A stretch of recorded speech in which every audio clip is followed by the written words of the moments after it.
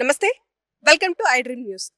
ప్రస్తుతం నేనున్నాను అన్నమయ్య జిల్లా రాజంపేట పార్లమెంటరీ నియోజకవర్గం. ఈ నియోజకవర్గంలో ఎంపీ అభ్యర్థులను తీసుకున్నట్లయితే ఒకవైపు వైసీపీ పార్టీ నుంచి ఎంపీ పెద్దిరెడ్డి వెంకట మిథున్ రెడ్డి పోటీలో ఉన్నారు. మరొక వైపు చూసుకున్నట్లయితే బీజేపీ నుంచి ఎన్డీఏ కూటమి తరపు నుంచి నల్లారి కిరణ్ కుమార్ రెడ్డి పోటీలో ఉన్నారు. మరి వీళ్ళిద్దరి మధ్య పెద్ద యుద్ధమే జరుగుతుందని చెప్పుకోవచ్చు. మరి ఈ ఇద్దరు కూడా సరైన పోటీదారులే కాబట్టి అసలు ప్రజలు ఎవరి వైపు ఉన్నారు, రాజంపేట నియోజకవర్గానికి సంబంధించినటువంటి ఓటర్లు ఎవరి వైపు మగ్గు చూపిస్తున్నారో ఈ రోజు తెలుసుకుందాం.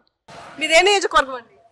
రాజంపేట నియోజకవర్గం. రాజంపేట నియోజకవర్గంలో ఎంపీ అభ్యర్థిగా బరిలో ఉన్నది వైసీపీ తరపు నుంచి మిథున్ రెడ్డి, అదే విధంగా బీజేపీ తరపు నుంచి నల్లారి కిరణ్ కుమార్ రెడ్డి. సో ఎవరు ఇక్కడ బలమైన అభ్యర్థి అనుకుంటున్నారు? ఇందులో సందేహపడాల్సిన అవసరం లేదు. 100% పెద్దిరెడ్డి వెంకట మిథున్ రెడ్డి గారు బలమైన క్యాండిడేట్. మాజీ ముఖ్యమంత్రి గారిపై దాదాపు 3 లక్షల పైచులకు మెజారిటీతో మిథున్ రెడ్డి గారు గెలవబోతున్నారు. ఇందులో ఎటువంటి సందేహం లేదు. కిరణ్ కుమార్ రెడ్డి గారు అనే వ్యక్తి రాష్ట్ర రాజకీయాల్లో, దేశ రాజకీయాల్లో అసలు పనికిరాని వ్యక్తి. ఎందుకంటే 2014లో రాష్ట్రాన్ని విభజించే సమయంలో రాష్ట్రాన్ని అడ్డగోలుగా విభజించి ప్రత్యేక హోదా అనే ఒక హామీని ఆంధ్ర రాష్ట్ర ప్రజలపై రుద్ది ఆ రోజు జై సమైక్యాంధ్ర అనే పార్టీ పెట్టి చెప్పు గుర్తుపై పోటీ చేసి నిజంగా కనీసం ఏ నియోజకవర్గంలో 2 రాష్ట్రాల్లో కనీసం డిపాజిట్లు కూడా తెచ్చుకునే వ్యక్తి కిరణ్ కుమార్ రెడ్డి. ఈ కరోనా కష్టకాలంలో దేశ ఆర్థిక భవిష్యత్తు అంతా ఇబ్బంది పడుతున్న తరుణంలో రాష్ట్రంలో 10 సంవత్సరాల పాటు లేకుండా హైదరాబాద్ లో ఇల్లు కట్టుకుని అక్కడే 2014 నుంచి స్థిర నివాసం ఉంటూ కరోనా కష్టకాలంలో నియోజకవర్గానికి కానీ తన సొంతూరు కలికిరికి కూడా రాకుండా ప్రజల్ని పట్టించుకోకుండా ఈ రోజు కేవలం రాజకీయ లబ్ధి కోసం రాజంపేట టికెట్ ను పొంది బీజేపీ తరఫున పోటీ చేయడం నిజంగా సిగ్గుచేటు. అటువంటి వ్యక్తికి రాజంపేట పార్లమెంట్ లో ఉన్న ప్రజలందరూ బుద్ధి చెప్తారు. నిజంగా ఆయన ఈ రోజు డిపాజిట్ కూడా తెచ్చుకోలేరు. పెద్దిరెడ్డి వెంకట మిథున్ రెడ్డి గారు మాజీ ముఖ్యమంత్రి గారిని ఓడించబోతున్నారు.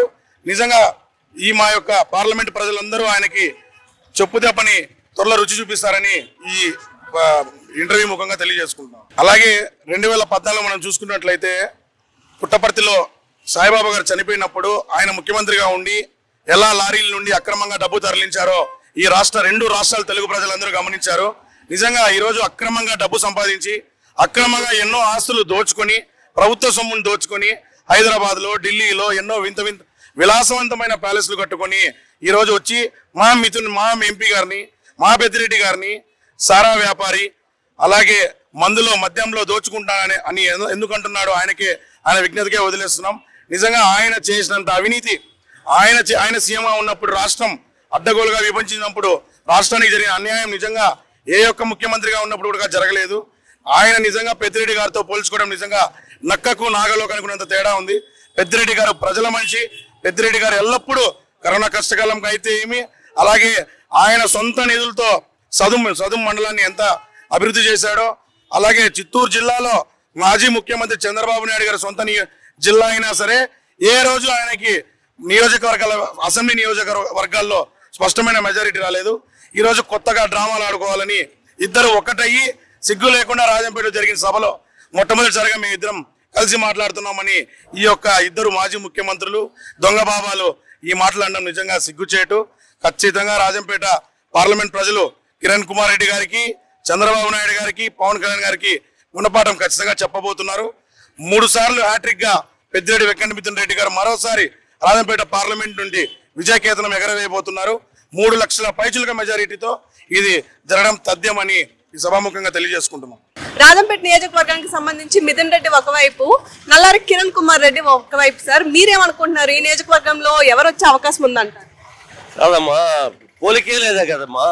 మిథున్ రెడ్డి అనేవాడు ఎప్పుడు ప్రజల్లో ఉండేవాడు, ప్రజల్లో తిరిగేవాడు. మిథున్ రెడ్డి కానీ, మిథున్ రెడ్డి ఫ్యామిలీ వాళ్ళ నాన్నగారు కానీ ఎప్పుడూ ప్రజలతో వాళ్ళకి ఏ సమస్యలున్నా దగ్గర ఉండి చేసేవాడు. కానీ ఆయన కిరణ్ కుమార్ రెడ్డి ఎవరమ్మా, ఎక్కడ ఉంటాడమ్మా ఆయన ఎప్పుడో రాజశేఖర్ చచ్చిపోయిన పుణ్యం వల్ల రోజు చేత కాకపోవడం ఆయన ముఖ్యమంత్రి హైదరాబాద్లో పుట్టి హైదరాబాద్లో పెరిగి హైదరాబాద్ చూసుకునే వాడికి నిత్యం జనంలో ఉండే కిరణ్ కుమార్కి పోలికే లేదమ్మా. కాబట్టి ప్రజలు ఎలవేళ్ళలోనే మిథున్ రెడ్డి గెలుస్తాడు, దాంట్లో గెలుపు అర్థమే లేదు. జనంలో ఉండేవాడు జనం కోరుకుంటారు. కానీ హైదరాబాద్లో ఉండి రోజుకో పార్టీ మార్చుకొని అప్పుడు 2 రోజులు కాంగ్రెస్ అన్నాడు, కాంగ్రెస్లో ఆఖరి బాలు నాదే, నేనే రాష్ట్రం చేస్తా, నా చేతిలో ఉండదు అన్నాడు. మరి ముఖ్యమంత్రిగా ఎలగబెట్టాడు. ఆయనకు అన్ని విషయాలు తెలుసు. అప్పుడే జనానికి విషయం చెప్పుంటే జనం బాగా తిరుగుబాటు చేసి ఈ రోజు సమాఖ్య కేంద్రాన్ని కాపాడుకుందరు. అది పోయేదాన్ని కూడా కారకుడు అయినటువంటి కిరణ్ కుమార్ రెడ్డి, ఆయనకు మిథున్ రెడ్డి అబ్బాయి పోలికే లేదమ్మా. కిరణ్ కుమార్ రెడ్డి డెబ్బై లక్కో ఎట్నో రాజశేఖర్ చచ్చిపోవడం వల్ల సీఎం అయినాడే కానీ అది ఏ రోజు జనంలో ఉన్నాడమ్మా. ఆయన ఇంకా చెప్పాలంటే రాజంపేట ఏరియాకి తీవ్రమైన ద్రోహం చేశాడు మా కిరణ్ కుమార్ రెడ్డి. ఎట్లా చేశాడంటే NH లో కడప నుంచి ఎన్నో ఏళ్ల కిందట ఆయన NH లో సెంట్రల్ గవర్నమెంట్ ఆ రోజుల్లో NH ఆ రోజుల్లో కడప నుంచి మాకు తిరుపతికి అంటే రేణుగుంట వరకు బైపాస్ రోడ్డు, పెద్ద రోడ్డు, వెడల్పు రోడ్డు, నేషనల్ హైవే రోడ్డు వస్తే దాన్ని ఇక్కడ ఎవరికన్నా ఆయన రాయచోటి మీదుగా పీలర్ మీదుగా తీసుకొని పోయి రాజంపేటకి పెద్ద అన్యాయం చేసిన వాడు మొదటి వాడు కిరణ్ కుమార్ రెడ్డి మా. రెండోది మీరు చూడండి, రాజంపేటకు ఆ రోజుల్లో రావాల్సినటిని రానికుండా అడ్డపడి అతను పీర్లలో పెట్టుకొని పీలర్ని డెవలప్ చేసి రాయమండ్రి అన్యాయం చేసిన కిరణ్ కుమార్ రెడ్డికి ఈరోజు ఎవడన్నా ఓటేశాడమ్మా.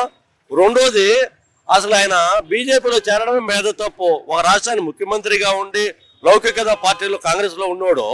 ఈరోజు ముస్లింస్ లో తీవ్రంగా వ్యతిరేకించేటువంటి బీజేపీ పార్టీలో కుల పార్టీలో చేరి మత పార్టీలో చేరి ఆయన సిగ్గులేదమ్మా ఆయనకు మళ్ళా ప్రజలకు రావడం. ఏ విధంగా ప్రజలు ఓటేస్తారమ్మా?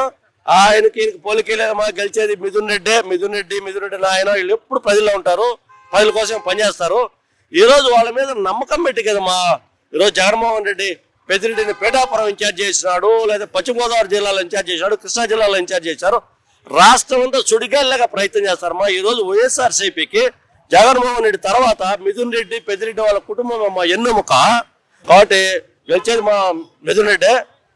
ఇప్పటికైనా ఆయన బుద్ధి తెచ్చుకొని నేను తప్పు చేశాను, నేను ఈ పిల్లకాయతో నిలబడి ఇతను కూడా తక్కువ లేడమ్మా.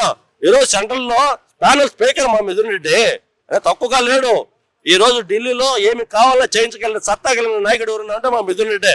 మరి అలాంటి వ్యక్తితో మళ్ళీ పోటీపడి ఓడిపోయి అవమానం కంటే చేతులెత్తి నమస్కారం చేసి మిథున్ రెడ్డికి సాలించుకొని ఇప్పటికైనా మంచిగా ఉంటుంది, సంతోషంగా ఉంటుంది తల్లి.